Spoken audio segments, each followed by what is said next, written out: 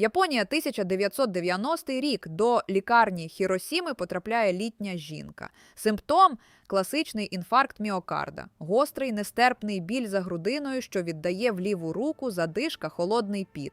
На електрокардіограмі чіткі ознаки катастрофи.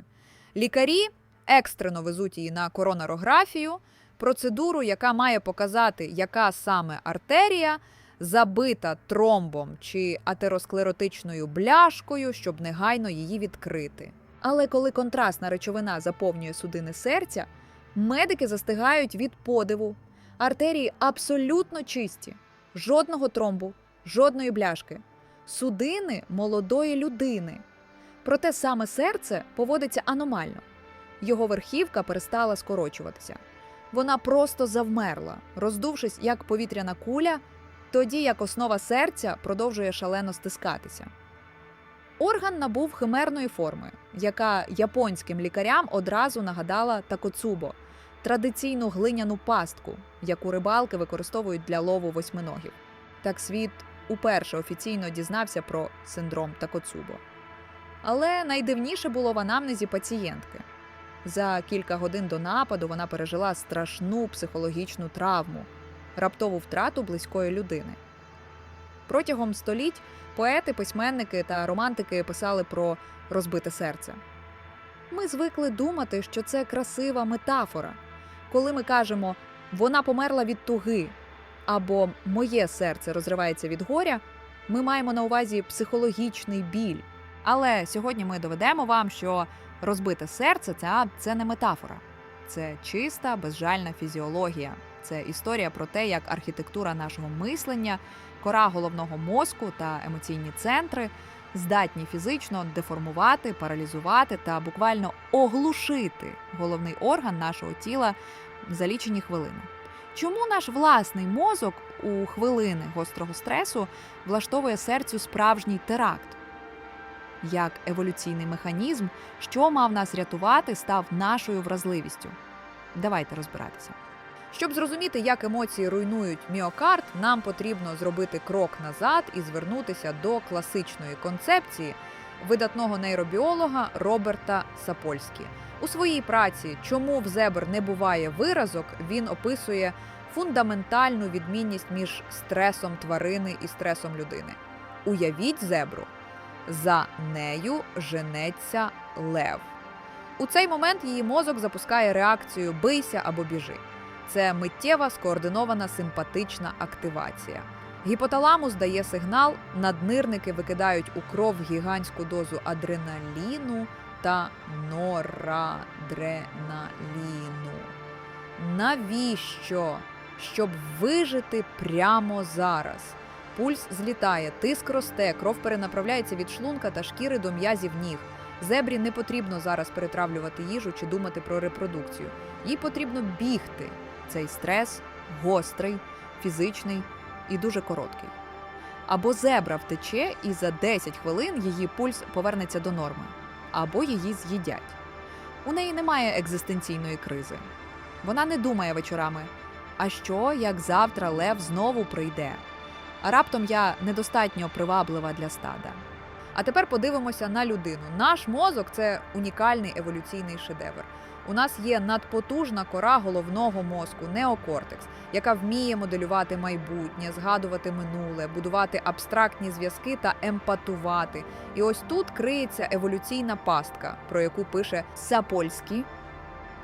Наше тіло та автономна нервова система залишилися такими ж, як у зебри чи первісної людини. Вони не вміють розрізняти реальну фізичну загрозу від загрози психологічної. Коли ви дізнаєтеся про зраду партнера, коли ви переживаєте раптову смерть коханої людини, або навіть коли ви стикаєтеся з катастрофічним фінансовим крахом, ваш неокортекс сприймає це як повне руйнування вашого світу, тобто як смертельну небезпеку. Для тіла повідомлення в телефоні ми розходимося або дзвінок з лікарні еквівалентні тому, що на вас стрибнув тигр. Мозок запускає точно таку ж реакцію «бийся або біжи», але бігти нікуди, битися немає з чим. Гігантський, цунамі-подібний викид катехоламінів, адреналіну, опиняється всередині вашої судинної системи без можливості бути спаленим у м'язах. І весь цей удар приймає на себе серце. Давайте покроково простежимо цей шлях, спираючись на дослідження Емеріка Майєра, автора книги «Зв'язок між розумом і тілом». Майєр детально описує, як наш мозок працює як генеральний директор, що координує роботу кожного внутрішнього органу через вегетативну нервову систему. Все починається в корі, де інформація аналізується. Звідти сигнал миттєво падає в лімбічну систему, наш емоційний хаб. Головний гравець тут – мигдалеподібне тіло або амигдала. Вона працює як радар безпеки. У момент психологічного шоку амигдала буквально вибухає активністю. Вона посилає сигнал тривоги в гіпоталамус, який є головним пультом управління автономними функціями. Гіпоталамус активує симпатичну нервову систему. Це наче натиснути педаль газу в гоночному авто до упору. Через симпатичні нервові волокна, що обплітають серце, та через наднирники в кров викидається така кількість катехоламінів, яка в десятки, а іноді в сотні разів перевищує норму під час звичайного фізичного навантаження. Це не просто стрес, це катехоламіновий шторм, цунамі адреналіну. І ось цей потік досягає серця. Тепер увага! Фізіологічний фокус, який пояснює, чому страждає саме верхівка серця. На поверхні клітин серця, кардіоміоцитів, є спеціальні приймачі – бета-адренорецептори. Коли адреналіну помірна кількість, наприклад, ви біжите на біговій доріжці, він зв'язується з цими рецепторами і змушує серце битися сильніше і швидше. Це адаптація. Але людське серце має специфічну архітектуру. Розподіл цих рецепторів нерівномірний. На верхівці серця, в апексі, щільність бета-рецепторів значно вища, ніж біля його основи. Коли концентрація адреналіну стає токсичною, захмарною, запускається захисний механізм, який називається switch-signaling, або перемикання рецепторів. Замість того, щоб змусити клітини верхівки стискатися ще сильніше, що просто розірвало б їх від перевантаження кальцієм, надлишок адреналіну парадоксально блокує їх.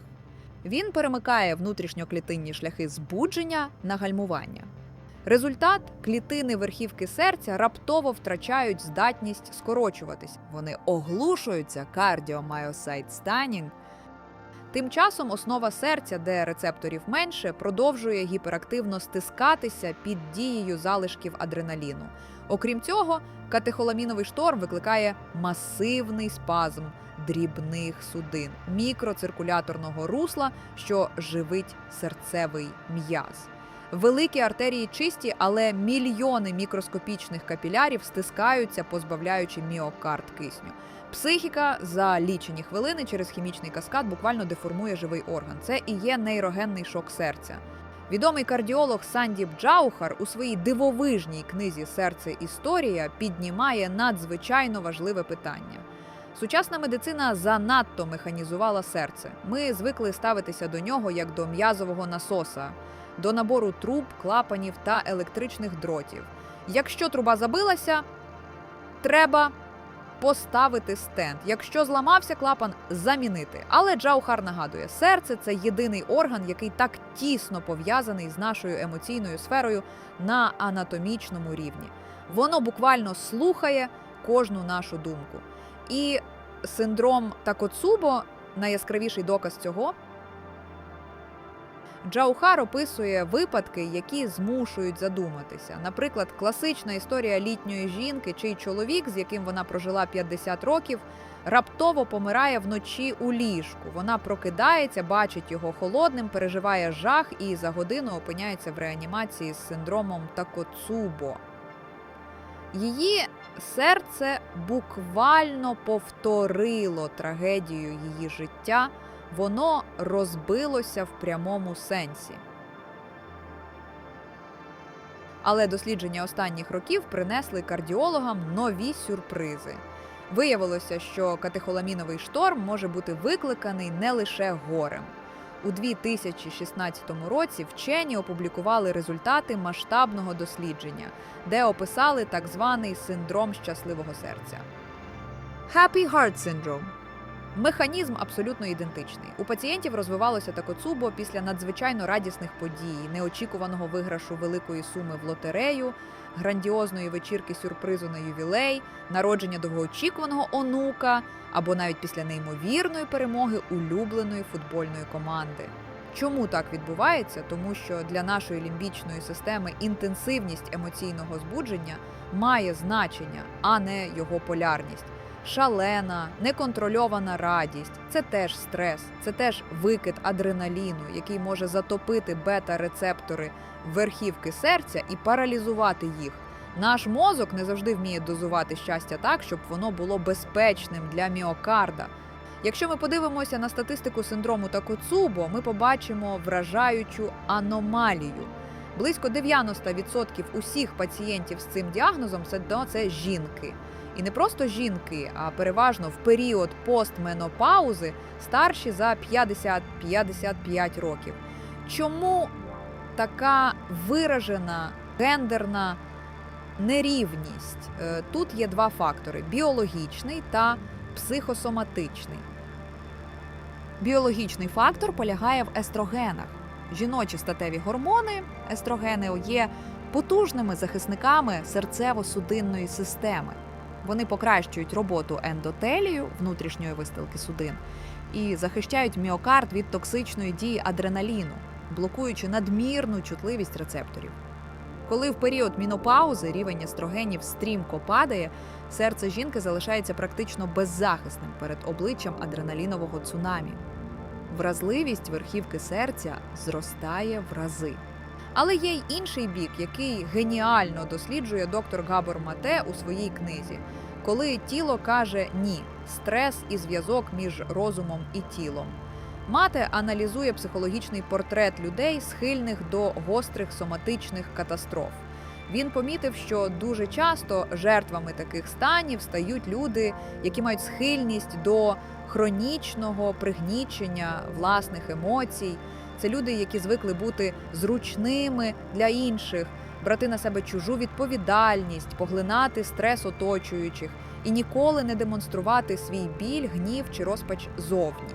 Вони виглядають ідеальними, незламними скелями, але емоція – це не просто психологічний феномен. Емоція – це завжди фізіологічний процес. Якщо ви не виражаєте свій гнів чи горе, якщо ви замикаєте його всередині, нейрохімічний каскад нікуди не зникає. Він продовжує циркулювати у вашому тілі, підточуючи судини та тримаючи амигдалу в постійній напрузі. І коли на цей підготовлений, хронічно напружений ґрунт падає зерно гострого, раптового психологічного шоку, захисні системи ламаються. Тіло, яке занадто довго терпіло і казало «так» усім навколо, нарешті каже «ні» єдиним доступним йому способом через фізичну відмову органу. Серце буквально вимикається, ховаючись у пастку Такоцубо від нестерпного емоційного перевантаження. І ось тут ми підходимо до найдивовижнішої, терапевтичної частини нашої історії. На відміну від класичного інфаркту, під час якого клітини серця помирають через відсутність крові і перетворюються на мертвий рубець, синдром Такоцубо має унікальну властивість. Оскільки це оглушення міокарда є захисним перемиканням рецепторів, воно є повністю зворотним. Якщо пацієнт переживає перші критичні години, коли є ризик гострої серцевої недостатності або аритмії, і отримує правильну підтримуючу терапію, стається справжнє медичне диво. За кілька тижнів, іноді навіть днів, рівень катехоламінів падає. Бета-рецептори на верхівці серця приходять до тями. Вони знову вмикаються. Верхівка серця починає скорочуватися так, наче нічого не сталося. Анатомічна форма серця повністю відновлюється. Пастка розчиняється. Серце, яке було буквально розбите і деформоване горем, повністю зцілюється фізично. Який головний урок ми маємо винести з цієї дивовижної фізіологічної драми? Синдром Такоцубо назавжди зруйнував стіну між психіатрією та кардіологією, між ментальним та соматичним. Він показав, що наші думки – це не безтілесні хмаринки.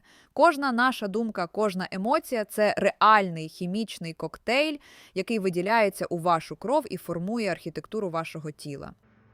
Психіка спроможна деформувати міокард за хвилини, але вона ж спроможна його і лікувати. Турбота про своє ментальне здоров'я, вміння проживати емоції, а не ховати їх, вчасне вміння сказати «ні» токсичним обставинам – це не просто питання вашого психологічного комфорту, це питання виживання вашого серця. Не залишайте свої емоції замкненими, не дозволяйте адреналіновим штормам керувати вашим життям. Пам'ятайте, ваше серце чує все, про що ви думаєте. Бережіть його. Дякую, що додивилися це дослідження до кінця. Напишіть у коментарях, чи чули ви раніше про синдром Такоцубо, і підписуйтесь на канал, щоб не пропустити нові наукові розбори, які змінюють наш погляд на власне тіло.